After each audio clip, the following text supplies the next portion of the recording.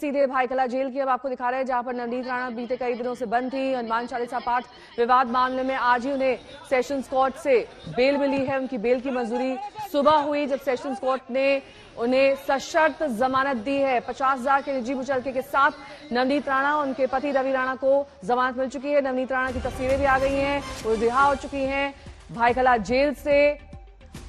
ये कहा गया है कि वो मीडिया से मुखातिब नहीं हो सकती हैं। राणा दंपत्ति प्रेस कॉन्फ्रेंस नहीं कर सकते हैं, इस पूरे मामले में कोई बयान नहीं दे सकते हैं, मुंबई से बाहर जा सकते हैं नहीं। इस पर कोर्ट के डिटेल ऑर्डर का इंतजार करना होगा। लेकिन इस बीच कोर्ट ने यह भी कहा है कि अब इस पूरे मामले में कोई भी ऐसी चीज राणा दंपत्ति नहीं कर सकते हैं जिससे विवाद और ज्यादा बढ़ जाए या फिर बड़ा हो जाए। और इससे पहले हमने आपको ये भी दिखाया था कि कैसे राणा दंपत्ति के घर पर बीएमसी की टीम पहुंची थी, वहां पर नोटिस चस्पा कर दिया गया है। इल्लीगल निर्माण को लेकर, अवैध निर्माण को लेकर ये नोटिस लगाया गया है और बीएमसी की कार्रवाई भी उनके घर पर हो सकती है। तो भाईकला जेल से अब रवाना हो चुकी हैं नवनीत राणा और मुस्तफा शेख इस वक्त मेरे सहयोगी तमाम जानकारी के साथ जुड़ गए हैं। मुस्तफा, अब सीधे घर जाएंगी नवनीत राणा? देखिए, नवनीत राणा का अभी तक बेल का प्रोसीजर है वो खत्म नहीं हुआ है। जो सुबह से अटकलें लगाई जा रही थी वो ये है कि शायद नवनीत राणा को जेजे हॉस्पिटल ले जाया जाए, वहां पर उनका जो स्पॉन्डिलाइटिस का चेकअप है वो चेकअप किया जाएगा। अब वही लग रहा है कि चेकअप के लिए उनको ले जाया जा रहा है। ऐसा लग रहा है कि चेकअप के लिए उन्हें जेजे हॉस्पिटल की तरफ लिया जाएगा। अभी भाईकला जेल से उन्हें निकाला गया है, वो अभी बीच रास्ते में है, अभी तक जेजे हॉस्पिटल पहुंची भी नहीं है। लेकिन क्योंकि उनकी जो बेल की सारी प्रोसेस है वो अभी तक खत्म नहीं हुई है, इसलिए ये कहना कि नवनीत राणा को बेल पर बाहर किया गया है ये मुश्किल होगा। लेकिन सुबह से ही अटके लगाई जाए थी कि उनके वकीलों ने शिकायत की थी कि स्पॉन्डिलाइटिस की उनको तकलीफ है नवनीत राणा को, उसके बाद भी उनको जो फैसिलिटी है वो फैसिलिटी प्रोवाइड नहीं की जा रही है। और इसीलिए आज सुबह से ही अटके रही थी कि नवनीत राणा को चेकअप के लिए जेजे हॉस्पिटल ले जाया जाए, तो शायद उन्हें जेजे हॉस्पिटल की तरफ ले जाया जाए, ऐसा हम कह सकते हैं। फिलहाल ऑन द वे है, भाईकला जेल से उन्हें निकाला गया है। इस वक्त उनका जो कॉन्वॉय है वो आप लाइव में कि हम फॉलो कर रहे हैं, जेजे हॉस्पिटल की तरफ ये कॉन्वॉय जा रहा है। आगे की अफसर आप तक जल्दी पहुंचाएंगे। ठीक है, यानी कि ये माने कि अभी ये क्लैरिटी नहीं है कि जेजे अस्पताल जा रही है या नहीं, लेकिन स्पॉन्डिलाइटिस की शिकायत नवनीत राणा की ओर से की गई है। सुबह भी जब उनके वकील कोर्ट से बाहर आए थे तो उन्होंने कहा था कि सुबह ही दरअसल जेजे अस्पताल ले जाया जाना था यहाँ पर मुस्तफा, लेकिन किसी कारणवश वो अस्पताल नहीं गई थी। अब अस्पताल की ओर जेजे या फिर और कुछ प्रोसीजरल फॉर्मेलिटीज भी बाकी हैं? जी बिल्कुल, बेल की जो फॉर्मेलिटीज हैं उसके लिए नवनीत राणा को जेल से बाहर निकालने की जरूरत नहीं थी। तो इसमें यही एक पॉसिबिलिटी लग रही है कि हेल्थ चेकअप के लिए उनके लिए आप कह सकते हैं कि उन्हें जेल से बाहर निकाला गया। और दूसरा इसमें सवाल ये है कि नवनीत राणा एक सिटिंग मेंबर ऑफ पार्लियामेंट है, अगर उन्हें हेल्थ की शिकायत थी तो फिर जेल में उनका इलाज जल्द ही क्यों नहीं किया गया, क्यों उनके वकील को शिकायत करनी पड़ी और क्यों बेल मिलने के बाद उनको हेल्थ चेकअप के लिए ले जाया जा रहा है। तो ये सारे जो सवाल हैं वो अब आप कह सकते हैं कि खड़े हो रहे हैं इस बात को लेकर के। लेकिन फिलहाल आप कह सकते हैं कि नवनीत राणा यहाँ पर आप देख पाएंगे जो पुलिस की सायरन, पुलिस की गाड़ी दिख रही है, वहाँ पर वो गाड़ी जो है उसमें member of parliament Navneet Rana मौजूद है, जिनको बेल दे दी गई है आज पूरे जो केस है उसमें। और उसके बाद आप कह सकते हैं कि अभी फिलहाल जेजे हॉस्पिटल में उनकी जो कार है वो हम यहाँ पर घुसते हुए देख सकते हैं कि जेजे हॉस्पिटल उनको यहाँ पर ये कह सकते हैं कि चेकअप के लिए जो लाया जाना था जेजे हॉस्पिटल उनको लाया गया है। तो बेल मिलने के बाद member of parliament Navneet Rana को जेजे हॉस्पिटल में ले जाया गया है। जेजे हॉस्पिटल में उनका हेल्थ चेकअप किया जाना है। जेजे हॉस्पिटल में जो स्पॉन्डिलाइटिस का इलाज है वो किया जाना है। वकीलों ने ये शिकायत की थी कि क्योंकि नवनीत राणा को फर्श पर सोना पड़ा जेल में जब वो थी, उससे उनका जो स्पॉन्डिलाइटिस का दर्द है वो बढ़ गया है, उसके बाद उनकी जो तकलीफ है वो ज्यादा हो गई है। इसलिए आप कह सकते हैं कि नवनीत राणा को इस वक्त ठीक है, लौटूंगी मैं आपके पास। राज ठाकरे इस वक्त प्रेस कॉन्फ्रेंस करने के लिए पहुंच गए हैं, तस्वीरें वहां से भी आ रही हैं, क्योंकि ये पूरा मामला दरअसल हनुमान चालीसा के पाठ को लेकर शुरू हुआ था।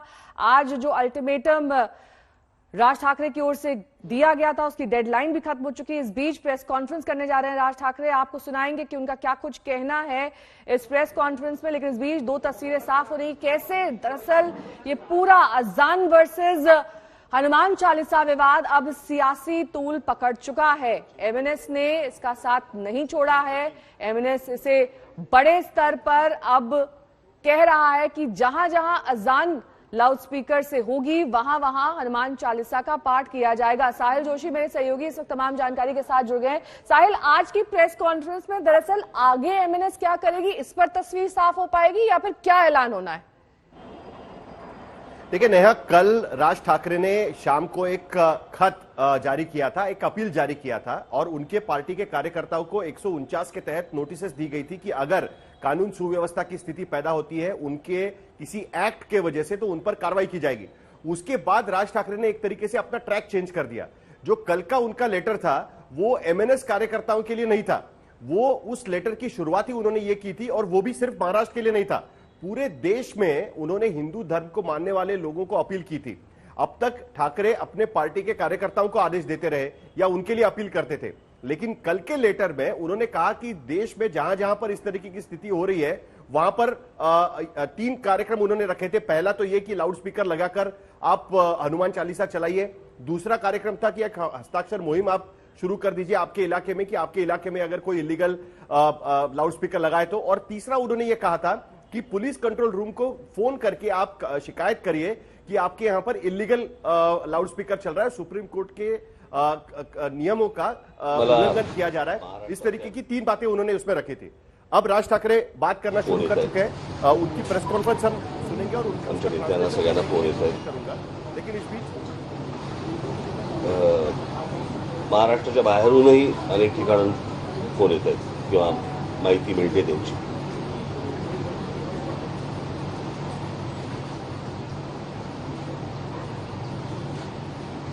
पोलिसांचे फोन येत आहेत, पोलीस काही गोष्टी सांगतायत। सर्वसाधारणपणे आता महाराष्ट्र के बाहर से पुलिस भी फोन कर रहे हैं। अनेक ठिकाणी आमच्या पदाधिकाऱ्यांना, माझ्या महाराष्ट्र सैनिकांना पोलीस नोटिसेस पाठवत आहेत, डिटेन करतायत, पकड़तायत। कई जगह पर पुलिस ने एमएनएस के कार्यकर्ताओं को नोटिसेस भेजे, उनको गिरफ्तार किया है, पकड़ा है। ही गोष्ट फक्त आमच्या बाबतीत का होते एवढाच फक्त आम्हाला प्रश्न आहे।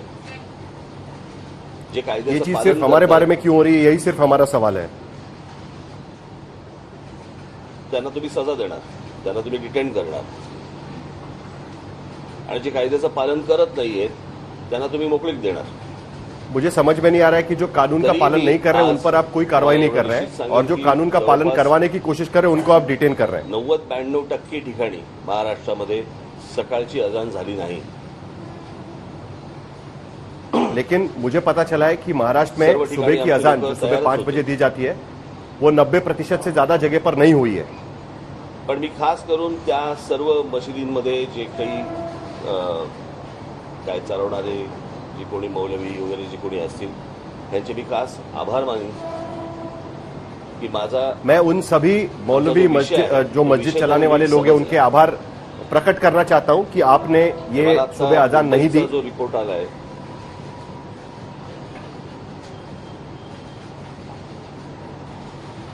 त्या मुंबईच्या रिपोर्ट प्रमाणे मेरे पास जो रिपोर्ट आई है अभी उसके मुताबिक 40 मस्जिदी आहेत। मुंबई में 1140 मस्जिद है। मशिदींवरती सकाळची अजान 5 वाजायच्या आत लावली गेली। उसमें से 135 मस्जिदों पर 7 बजे के पहले अजान लगाई गई।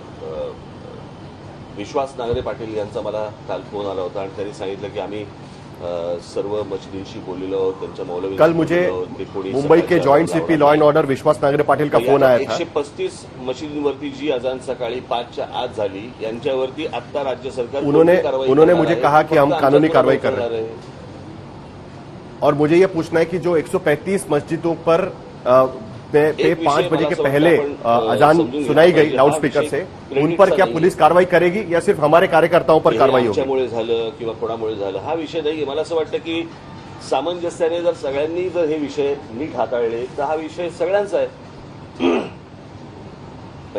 ये जो विषय है ये सबका है। 92% ठिकाणी अजान झाली नाही, ये मेरा क्रेडिट लेने का ये टॉपिक है नहीं, ना ही सिर्फ ये हमारा टॉपिक है, ये सबके लिए इम्पोर्टेंट है। फक्त बोललो, तुम्ही ही गोष्ट ये मुद्दा सबका है, लोकांपर्यंत पोहोचवली, लोकांनी ही मान्य केली। त्याच्यामध्ये ज्या मशिदी होत्या त्या मशिदीमधले जे मौलवी होते त्यातल्या अनेकांना हा विषय समजला त्यांच्यापर्यंत पोहोचला। मैंने जो भूमिका रखी वो आपने दिखाई, लोगों के पास पहुंची, दलाला देखील मी धन्यवाद देईन। सरकार के तक ये बात पहुंची, कई मस्जिदों पे उसका असर हुआ, उनको भी ये बात समझ में आई कि जो मैं बोल रहा हूं।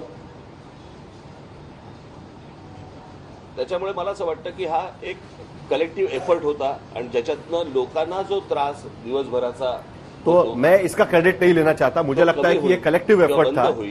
ही यातनं अपेक्षा आहे। हा विषय फक्त मेरी सिर्फ इतनी अपेक्षा थी कि इसके वजह से आहे अशातला भाग नाही। मंदिरांवरती काही सारा जो नॉइज पोल्यूशन है वह कम हो। ज्याचा ज्याचा या गोष्टींचा लोकांना त्रास होतो, मला असं वाटतं ती गोष्ट बंद झाली पाहिजे।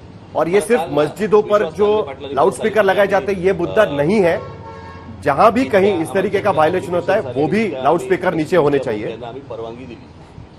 मला एक गोष्ट कळत नाहीये की आता मुंबईत महाराष्ट्रामध्ये ज्या मशिदी आहेत यातल्या बहुतांशी मशिदी या अनधिकृत आहेत। अनधिकृत मशिदींवरती लागलेले भोंगे हे सरकार कह रही है कि हमने कुछ मस्जिदों को लाउडस्पीकर लगाने की इजाजत दी है। मुझे बात एक समझ में नहीं आ रही है कि महाराष्ट्र में कई मस्जिद ऐसी है जो इलीगल है और उन इलीगल मस्जिदों को इस तरीके से इजाजत क्यों दी जा रही है। मैं अनधिकृत गोष्टींना तुम्ही अधिकृत परवाने देताय, कशासाठी, कोणासाठी देताय? इलीगल मस्जिदों को आप अधिकृत तरीके से लाउडस्पीकर लगाने की इजाजत कैसे दे सकते हैं? एवढंच माझं आत्ताचं कारण आहे की हा विषय फक्त सकाळच्या अजान पुरताचा नाहीये। दिवसभर जे काही 4 ते 5 वेळा जी काही बांग दिली जाते, जी काही मुझे सिर्फ इतना कहना है कि ये सिर्फ सुबह की जो अजान है उसके बारे में नहीं है। परत जर त्यांनी दिली तर आमची लोक हनुमान चालीसा त्या त्या वेळेला वाजवणार म्हणजे वाजवणार। ये दिन भर जिस तरीके से लाउडस्पीकर का इस्तेमाल किया जाता है वो नहीं होना चाहिए। अगर वो किया जाता है तो हमारे लोग जाकर हनुमान चालीसा बजाएंगे। सुप्रीम कोर्टाने सांगितलेले डेसिबल्स मी काल माझ्या पत्रामध्ये दिलेलं आहे। साधारणपणे जिकडे लोकवस्ती असते त्या लोकवस्तीमध्ये 45 ते 55 डेसिबल पर्यंत तुम्ही स्पीकर लावू शकता परवानगी घेऊन। कल मैंने खत में लिखा है सुप्रीम कोर्ट ने क्या कहा है और उसमें स्पेसिफिकली कहा गया है कि आप 45 टू 55 डेसिबल लेवल तक लाउडस्पीकर चला सकते हैं और परमिशन लेकर आप उतना ही लाउडस्पीकर चला सकते हैं। मेरा सिर्फ सवाल यह है कि हर दिन ये परमिशन लेनी पड़ेगी, पूरा साल भर का इजाजत कैसे आप दे सकते हैं? और इनको पूरे 365 दिन तक लाउडस्पीकर लगाने की इजाजत कैसे मिल पाती है? नियमात बसून आता ते जे 45 ते 55 डेसिबल सांगितलंय, हमें सिर्फ 10 दिन की इजाजत मिलती है गणपति में और इन्हें 365 दिन परमिशन कैसे मिलती है? याच्यावरती जाता येणार नाही। आता प्रश्न असा आहे, मी सांगितलं होतं की हे पहिले भोंगे खाली उतरवा। पोलिसांना काय एकच धंदा आहे का रोज सकाळी डेसिबल मोजत बसायचं? लोकांनी फक्त एवढीच गोष्ट करत बसायची का की यांचे डेसिबल जास्ती आहे का कमी आहे? तुम्हाला प्रार्थना म्हणायची आहे, तुम्हाला तुमच्या मशिदीमध्ये प्रार्थना म्हणायची आहे, म्हणा। तुम्हाला माइक लागतो कशाला आणि लाउडस्पीकर लागतो कशाला? कोणाला ऐकवायचंय तुम्हाला? मेरा सिर्फ ये कहना है कि ये लाउडस्पीकर की जरूरत ही क्या है? आपको अगर आप प्रार्थना कर रही है तो अपने मस्जिद में जाके करिए, उसके लिए लाउडस्पीकर की क्या जरूरत है? उतरवले गेले पाहिजेत आणि जोपर्यंत हे उतरवलं तो हमारी सिर्फ ये मांग है कि जो इलीगल लाउडस्पीकर है उसको नीचे उतारना ही चाहिए। आंदोलनाचा एक दिवसाचा विषय नाहीये, हा कायमचा विषय आहे। ये कोई एक दिन के आंदोलन का विषय नहीं है, ये हमेशा चलता रहेगा। असंच चालू राहणार जब तक इलीगल लाउडस्पीकर नहीं उतारे जाते तब तक ये इसी तरीके से चलता रहेगा। मग जर करायचं असेल तर पूर्ण करा। ये एक दिन का आंदोलन नहीं है। याला जर वाटत असेल की और अगर सुप्रीम कोर्ट के आदेश का पालन करना है तो पूरा का पूरा पालन होना चाहिए। काय अजान झाली नाही म्हणून आम्ही काहीतरी खुश होऊ वगैरे अजिबात होणार नाही। हे दिवसभरामधल्या ज्या काही वांगा दिल्या जातात त्या देखील त्याच डेसिबलमध्ये लागल्या पहिल्या पाहिजे। त्याच्यापेक्षा जर जास्ती लागल्या गेल्या हनुमान चालीसा चालू राहणार। और जो कानून है उसके हिसाब से ही लाउडस्पीकर का इस्तेमाल होना चाहिए। और अगर अजान ये लाउडस्पीकर पर इसी तरीके से जारी रही तो हनुमान चालीसा भी जारी रहेगी। याला जर धार्मिक वळण द्यायचा जर त्यांनी प्रयत्न केला तर त्याला आम्ही धार्मिक वळण देऊ।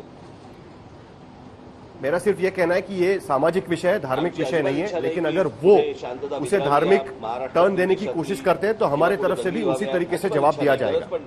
तुमच्या जर लक्षात असेल, मेरी बिल्कुल इच्छा नहीं है कि दंगे होने चाहिए। ज्या वेळेला तिकडे बांग दिली गेली त्यावेळेला मी हे पोलिसांना सांगितलं अन्यथा ते जर भडकवायचं असतं तर तिथे काय लेवल प्रकरण झालं असतं मला जरा सांगा. और औरंगाबाद में भी मेरे भाषण के वक्त जब अजान सुनाई दी तब मैंने पुलिस को बताया कि इसको बंद करिए. समजून घ्यावी, पोलिसांनी समजून मैं घ्यावी. हम लोग शांति से ये बात करना चाहते हैं, सरकार को भी ये बात समझनी कशासाठी चाहिए. धरपकड करते मला कळत नाही. मला क्यों हमारे लोगों को पकड़ा जा रहा है, क्यों हमारे लोगों को गिरफ्तार किया जा रहा है. कम्युनिकेशनची साधनं एवढी सगळ्या बाजूनी असताना तुम्ही माणसं पकडून काय होणार आहे, हातामध्ये काय लागणार आहे तुमच्या.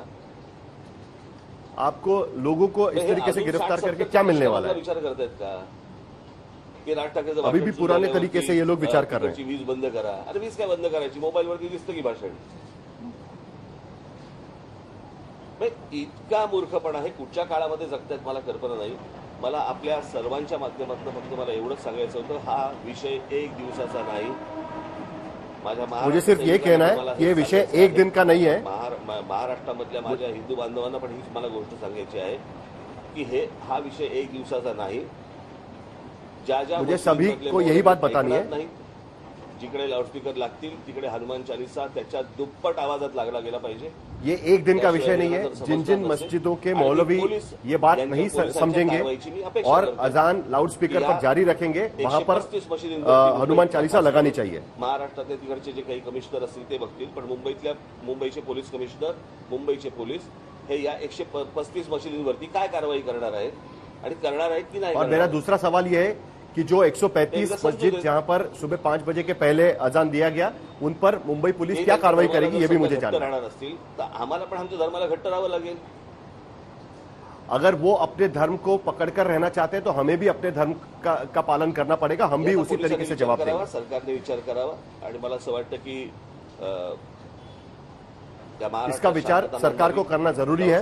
बंद व्हावे. जेव्हा तुम्हाला सणासुदीला लागतायत, काही सभांना लागतायत, कुठच्या कारणाला लागतायत, आपण समजू शकतो लाउडस्पीकर. आपको आपके त्योहार के लिए किसी चीज के लिए लाउडस्पीकर की जरूरत है तो आप बिल्कुल बजाइए, लेकिन पूरे साल भर 365 दिन इस तरीके से लाउडस्पीकर चलाना ठीक नहीं है. ये सुप्रीम कोर्ट के आदेश का उल्लंघन है और इसका पालन होना चाहिए. विद्यार्थ्यांना, कोणी आजारी ग्रस्त असतील त्यांना त्या गोष्टींचा त्रास होतो, एवढं पण समजत नाही. ह्यांच्यामध्ये ह्यांचा धर्म मोठा माणुसकीपेक्षा. मानवता बड़ी है या इनका धर्म बड़ा है, ये बात इनको समझना चाहिए. कई लोगों को इसकी तकलीफ होती है, ये बात का भी ख्याल कहीं ना कहीं करना चाहिए. त्यांना काय प्रार्थना म्हणायची आहे, एक तर पोलिसांनी भोंगे खाली आणले पाहिजे. तुम्हाला जी काय प्रार्थना करायची मशिदीमध्ये करा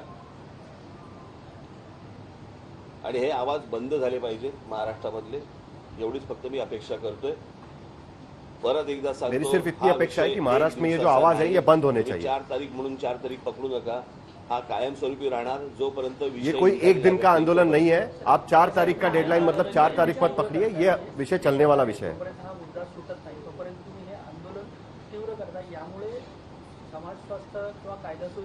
याचा विचार त्यांनी करायचा आहे, मी नाही करायचा आहे ना. मी तर सोपं सांगतोय की ही गोष्ट अगर कानून सुव्यवस्था की स्थिति पैदा हो रही है तो उसका विचार सरकार को करना चाहिए. मुझे क्यों सवाल पूछा जा रहा है. प्रश्न आरोप करण्यापेक्षा त्यांना सांगा ना की ही गोष्ट बंद करा. कोणी प्रार्थना आप उनको बताइए ना कि आप लाउडस्पीकर हटाइए. हे मी सांगतोय का, मी हे बोलतोय का, नाही. ते म्हणा, तुमच्या मशिदीत म्हणा, तुमच्या घरात म्हणा. मैं ये थोड़ी कह रहा हूं कि आप प्रार्थना मत करिए, अपने अजान मत दीजिए या फिर नमाज मत पढ़िए. मैं सिर्फ कह रहा हूं कि आप लाउडस्पीकर का इस्तेमाल मत करिए. प्रत्येक जण जो जातो तो काय आरती करत बसत नाही. मला असं वाटतं मी तुम्हाला एक बाहेर निरोप दिला होता ना. मी तुम्हाला मगाशी निरोप दिला होता की मला जे बोलायचंय मी आपल्यासमोर येऊन मांडीन. हा काही प्रश्नोत्तराचा तास नव्हे. और मुझे कोई सवाल जवाब नहीं करना है. मुझे जो बोलना था वो मैंने आपके सामने आके रखा है. मैं कोई सवाल जवाब नहीं करना चाहता.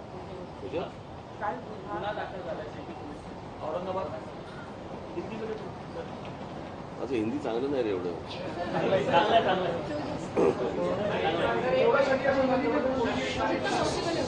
हमारे कार्यकर्ता का धरपकड़ा जो चल रहा है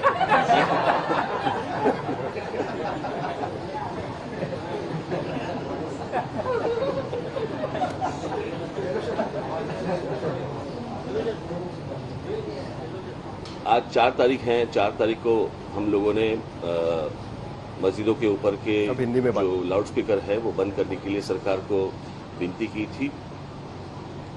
और 4 तारीख के बाद हम लोग अगर लाउड स्पीकर चलाए गए तो उसके सामने हम लोग हनुमान चालीसा इस महाराष्ट्र में, देश में लोग चलाएंगे, लाउड स्पीकर के ऊपर चलाएंगे, ये हम लोगों ने कहा था।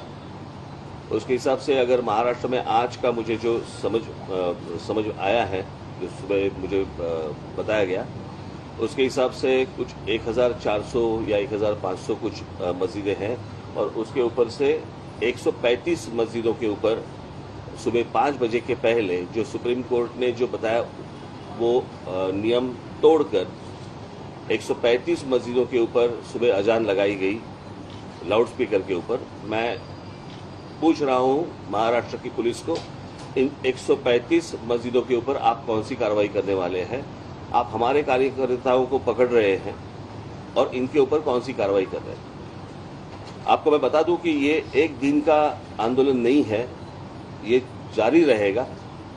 और इसके बाद भी जहां जहां पे ये जो सुप्रीम कोर्ट ने डेसिबल का जो नियम बताया है, मैंने आपको बताया कि सुप्रीम कोर्ट ने जो बताया है कि 45 से 55 तक डेसिबल होना चाहिए लाउड स्पीकर का, 45 से 55 डेसिबल का लाउड स्पीकर होना चाहिए। इसका मतलब है हमारे घर में हम लोग जो मिक्सर लगाते हैं, ग्राइंडर मिक्सर जो लगाते हैं, उसका जो आवाज रहता है उतना आवाज, अगर इसके आगे जाएंगे तो उनके ऊपर कार्रवाई होनी चाहिए। ये सुप्रीम कोर्ट ने कहा है। मैं देख रहा हूं कि कार्रवाई हो रही है नहीं हो रही है, होगी या नहीं होगी, या सिर्फ हमारे ऊपर होगी।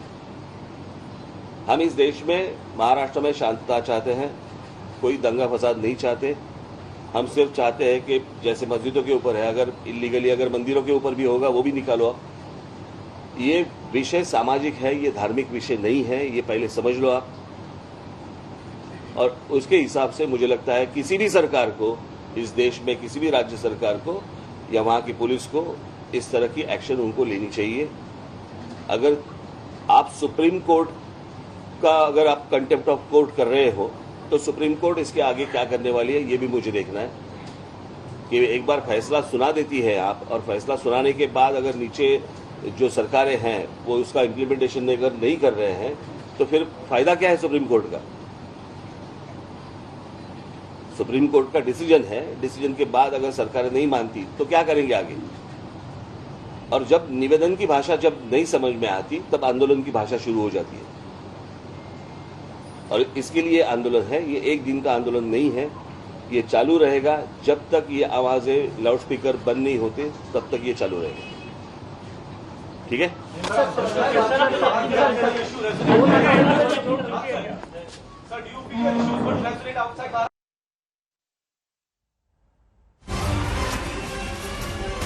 एमएनएस अध्यक्ष राज ठाकरे को सुन रहे थे आप। कई बड़ी बातें यहां उन्होंने प्रेस कॉन्फ्रेंस के जरिए साफ कही। उन्होंने कहा कि एक दिन का आंदोलन नहीं है, ये आंदोलन चलता रहेगा, क्योंकि वो अगर अड़े रहेंगे तो हम भी अपनी बात खुले तौर पर कहेंगे। सुप्रीम कोर्ट का आदेश अगर लाउड स्पीकर को लेकर था तो मस्जिदों में इसका पालन क्यों नहीं किया गया? अगर नहीं किया गया तो उनके ऊपर कार्रवाई क्यों नहीं की गई? अवैध मस्जिदों को लाउड स्पीकर की इजाजत क्यों दी जा रही है? साथ ही राज ठाकरे ने यह भी साफ किया कि आज की डेडलाइन को ये ना समझे कि ये एक दिन का आंदोलन है, ये आने वाले वक्त में भी जारी रहने वाला है। साहिल जोशी मेरे सहयोगी इस वक्त तमाम जानकारी के साथ जुड़ गए हैं। साहिल, देखिए यहां पर सबसे बड़ी बात जो राज ठाकरे ने कही वो ये कि ये एक दिन का आंदोलन नहीं है। धर्म की रक्षा करना, धर्म का पालन करना ये अपनी जगह है, लेकिन ये आंदोलन आने वाले वक्त में भी जारी रहने वाला है। देखिए, सबसे पहले तो उनको यह क्लैरिफाई करना चाहिए कि आंदोलन था किसका, क्योंकि जो कल का उनका लेटर था और जो अपील था उसमें उन्होंने एमएनएस के कार्यकर्ताओं को यह अपील नहीं किया था, क्योंकि एमएनएस के कार्यकर्ताओं को 149 का नोटिस दिया गया था। कल उन्होंने कहा था कि जहां जहां पर यह घटनाएं हो रही है, और सिर्फ महाराष्ट्र में नहीं पूरे देश भर में जहां जहां पर यह घटनाएं हो रही है वहां पर यह आंदोलन होना चाहिए, इस तरीके की भूमिका उन्होंने रखी थी। आज वो कह रहे हैं कि एमएनएस के कार्यकर्ता इसके बावजूद भी आंदोलन करते रहेंगे, लेकिन आज 4 तारीख का डेडलाइन का उन्होंने बात रखी थी। वो इसलिए रखी थी क्योंकि 3 तारीख को ईद थी और उसके तब तक हम लोग इस तरीके की कोई चीज नहीं करेंगे, ये बात उन्होंने रखी थी।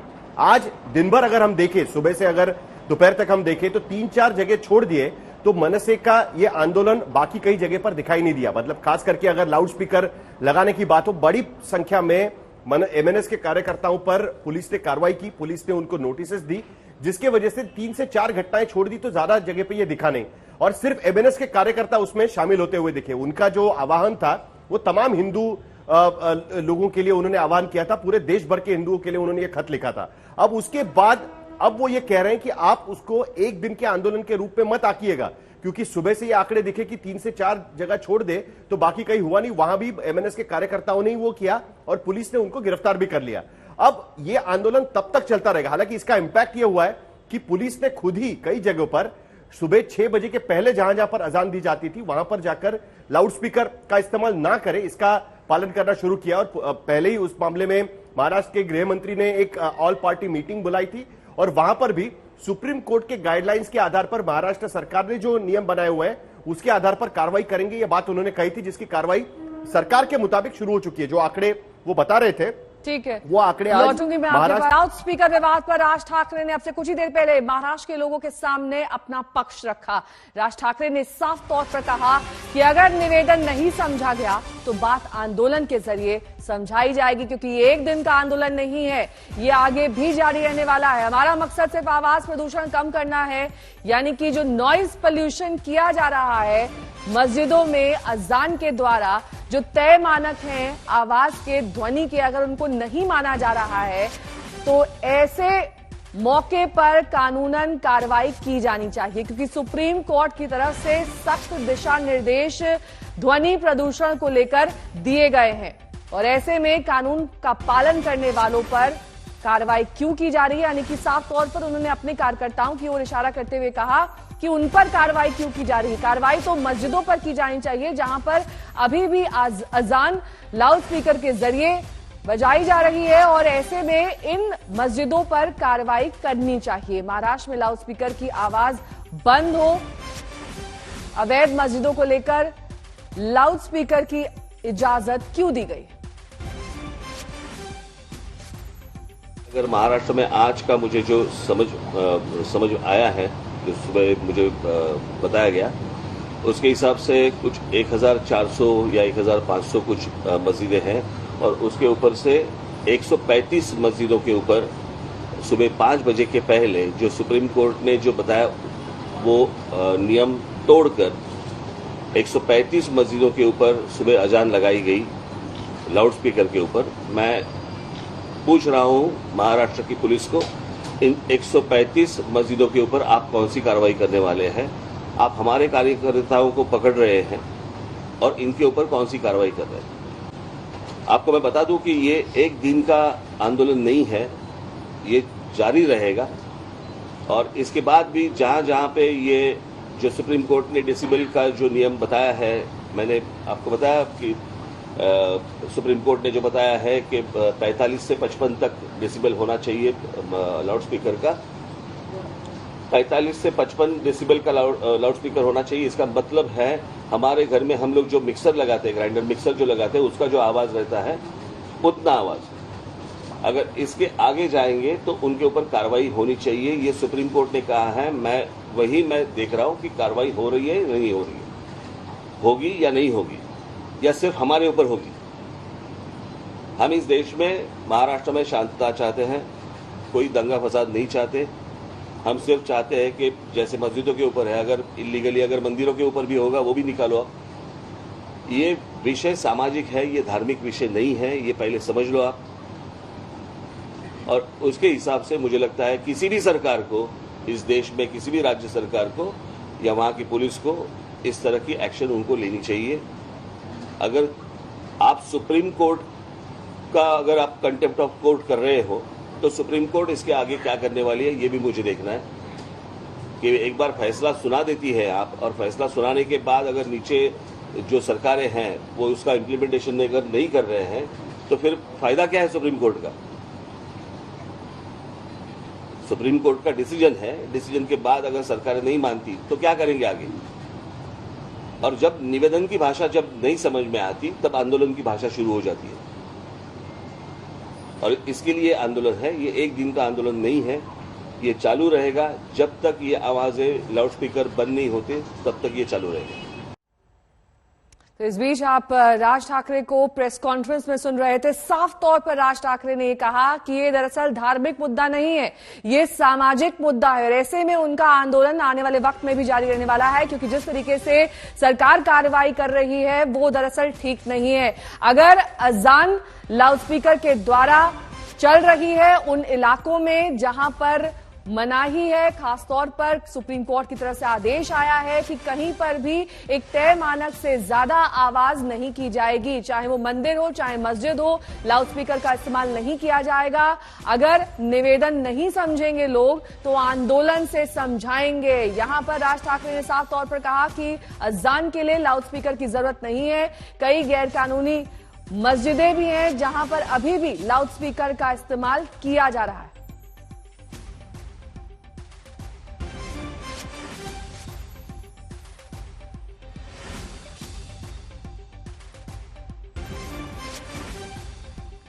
तो अजान और लाउडस्पीकर पर शिवसेना और बीजेपी में जमकर ठनी हुई है। केंद्रीय मंत्री मुख्तार अब्बास नकवी और सांसद संजय राउत की जुबानी जंग देखिए।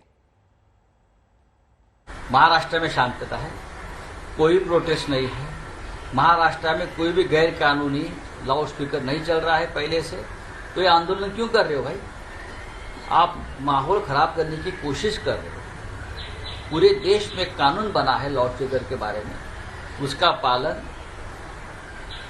इस देश के प्रदेश में हो रहा है, तो नई बात क्या है उसमें? और आंदोलन की भाषा आपके मुंह में शोभा नहीं देती। ये जो शिवसेना है उसका निर्माण आंदोलन से हुआ है, आंदोलन से कोख से हमने जन्म लिया है, तो हमें कोई आंदोलन की भाषा मत सिखाइए। महाराष्ट्र में इस प्रकार से कोई भी गैर कानूनी काम नहीं हो रहा है, तो आंदोलन का नौबत नहीं आ जाएगी किसी को। एक दिन का ये नौटंकी होती है, रात गई बात गई। लाउड स्पीकर पे लड़ाई और हार्न पे हिंसा से किसी का कोई फायदा नहीं है। वर्चस्व की लड़ाई में नहीं बल्कि आपसी विश्वास की भलाई में ही सबकी भलाई है। अगर आप वर्चस्व की लड़ाई लड़ते रहेंगे और आपसी विश्वास को पूरी तरह से ध्वस्त करते रहेंगे तो किसी का भला होने वाला नहीं है। लेकिन अनफॉर्चुनेटली कुछ लोग जो है वो अब कहीं पे फैमिली फाइट चल रही है, कहीं पे वर्चस्व की लड़ाई चल रही है, तो इस वर्चस्व की लड़ाई में समाज के सौहार्द के ताने बाने को किसी भी तरह से नुकसान पहुंचाने की कोई भी अगर कोशिश करे तो ठीक नहीं है। और अब 5 तस्वीरों के जरिए देखिए और समझिए कैसे महाराष्ट्र में आज सुबह से ही एमएनएस कार्यकर्ताओं ने अपने आकर राज ठाकरे के अल्टीमेटम पर एक्शन शुरू कर दिया है। मुंबई में कई जगहों पर, नासिक और जलगांव में खासतौर पर एमएनएस के कार्यकर्ता सड़क पर उतरे। जिन मस्जिदों में लाउडस्पीकर पर अजान हो रही थी उनके ठीक सामने इन्होंने हनुमान चालीसा का पाठ किया। लाउडस्पीकर पर भी पाठ बजाया गया। पुलिस ने इन पर कार्रवाई भी की, लाउडस्पीकर जब्त किए गए और कार्यकर्ता हिरासत में भी ले लिए गए। इसी का जिक्र राज ठाकरे अपनी प्रेस कॉन्फ्रेंस में भी कर रहे थे। अगर मंदिरों के ऊपर भी होगा वो भी निकालो आप। उन्होंने ये बोला है कि उस एक सुप्रीम कोर्ट के डेसिबल से ऊपर अगर आपकी अजान सुनने को मिलेगी लाउडस्पीकर पर, तो वहां पे आपको हनुमान चालीसा भी सुनने को मिलेगा, उससे दुगनी आवाज पे। उन्होंने ये भी सब हिंदू नागरिकों को आह्वान किया है कि ये विषय सिर्फ एक पार्टी का किंवा हमारा सिर्फ नहीं है, यहाँ पे ये विषय नागरिकों का है। जो प्रॉब्लम होती है वो सब नागरिकों को होती है, तो सब नागरिकों को आगे आना चाहिए और इस पे कहीं पे उनको इस तरह की आवाज सुनाई दे तो उन्हें पुलिस स्टेशन में जाके तकरार करनी चाहिए, कंप्लेंट करनी चाहिए, तो इस विषय को कहीं पे ठीक से समझ पाएंगे लोग। कायदा कानून बहुत अच्छा है। महाराष्ट्र में संविधान से कायदा चलता है, संविधान का लेके अपना कानून चलता है, तो कायदा कानून पक्का है। जो अतिरेक करेगा, जो जानबूझ के कुछ गांव में, गांव पातळी, शहर पातळी में ऐसा तेढ निर्माण करेगा, उसके ऊपर पुलिस, उसके आगे भी कुछ है वो करेंगे। कोणीही जातीय तेढ निर्माण करण्याचा प्रयत्न केला तर आम्ही त्यांच्यावर आवश्यक कारवाई आणि कडक कारवाई करू। हमने सब कम्युनिटीज की मीटिंग ली है, हर जगह हमने पीस कमेटी, मोहल्ला कमेटी मीटिंग्स ली हैं। हमने लोगों को अपील किया है कि आप शांतता रखें और हर जगह लोग हमसे कोऑपरेट कर रहे हैं। कोई भी लॉ एंड ऑर्डर का सिचुएशन हुआ नहीं है और लोगों ने पुलिस के साथ कोऑपरेशन दिया है। तो इसमें कोई हमें दिक्कत नहीं आ रही। सुप्रीम कोर्ट का कायदा पालन करके आप भोंगा नीचे करो, ये बोलने पे अगर गुनाह दाखिल हो रहा है, केस हो रही है, तो आप इनके पास से क्या उम्मीद कर सकते हैं? ये सरकार से क्या उम्मीद कर सकते हैं आप? ये जो बाला साहब की सरकार थी पहले, ये हिंदू हृदय सम्राट बाला साहब ठाकरे की सरकार नहीं रही। ये बाला साहब के विचार को बेच के बनी हुई पाकिस्तान की सरकार है। ये पाकिस्तान से हाथ मिला के करे, क्योंकि हनुमान चालीसा पे अगर गुनाह दाखिल होता है तो आप सोचिए आगे चल के ये लोग क्या कर सकते हैं। आगे चल के तो ये लोग अपने को कन्वर्ट करने का ट्राई भी करेंगे। चलो जाओ, वो धर्म में जाओ। ये सरकार से आप कुछ उम्मीद नहीं कर सकते। हमको अटक कीजिए, हम तैयार है। आज हमारे कार्यकर्ताओं को नोटिस दिए, अटक कर रहे, तड़ीपार कर रहे, इनसे आप कुछ उम्मीद मत करना। और महाराष्ट्र की सरकार, महाराष्ट्र की जनता, देश की जनता को मैं आह्वान करूंगा, अभी नहीं तो कभी नहीं। नहीं तो ये सरकारें हमको जानबूझ के ये धर्म के पीछे भेजते रहेंगे। चलिए अब आपको दिखा देते हैं मुंबई के वो कौन कौन से इलाके हैं जहां पर आज एमएनएस के कार्यकर्ताओं ने हनुमान चालीसा का पाठ किया है। दरअसल ये वो तमाम जगह हैं जहां पर अजान के साथ साथ हनुमान चालीसा को लाउड स्पीकर के जरिए बजाया गया। मस्जिद के पास हनुमान चालीसा का पाठ किया गया। उसके बाद कई एमएनएस कार्यकर्ताओं को पुलिस ने हिरासत में भी लिया। साउंड बॉक्स के साथ ये एमएनएस कार्यकर्ता गिरफ्तार कर लिए गए। अंबरनाथ, मुंबई, इसके साथ ही नासिक में मस्जिद के सामने 29 कार्यकर्ता हिरासत में लिए गए। चारकोप, मुंबई में अजान के साथ यहां पर हनुमान चालीसा को बजाया गया। नवी मुंबई में भी मस्जिद के पास हनुमान चालीसा का पाठ हुआ। ये वो इलाके हैं जहां पर आज सुबह से ही एमएनएस कार्यकर्ता पहुंच गए। अंबरनाथ, मुंबई, साउंड बॉक्स के साथ कई एमएनएस कार्यकर्ताओं की गिरफ्तारी भी हुई है।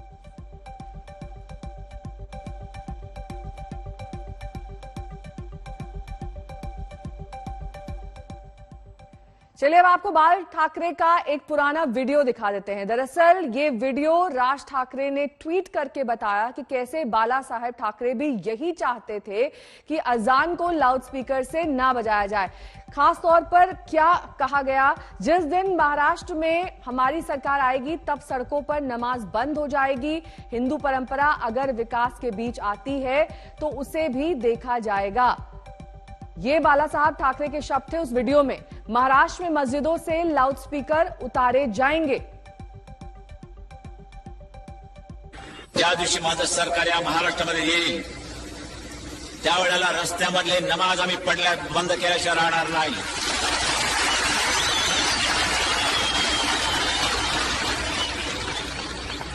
कारण धर्म असा असावा लागतो की तो राष्ट्र विकासाच्या आड येता कामा नये, लोकांना त्याचा उपद्रव होता कामा नये। आमच्या हिंदू धर्माचा कुठे जर कोणाला उपद्रव होत असेल त्यांनी मला येऊन सांगावं, आम्ही त्याचा बंदोबस्त करायला तयार आहोत। लाऊडस्पीकर मशिदीवरचे खाली येतील, बंद।